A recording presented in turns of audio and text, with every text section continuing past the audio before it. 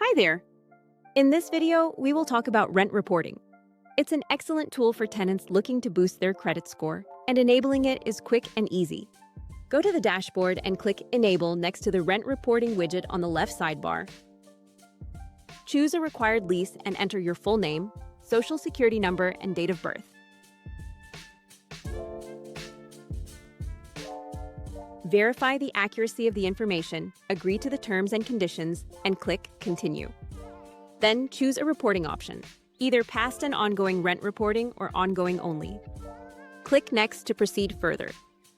On the following screen, review your rent payment history and the months that will be reported. To include rent from past or ended leases, check the box below. Once you are done, click Continue. Finally, enter your card details, cardholder name, and billing address.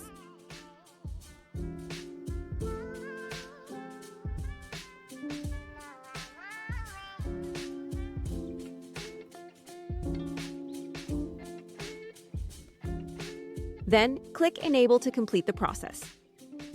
That is it. Now your rent payments will be reported to credit bureaus. Easy, right?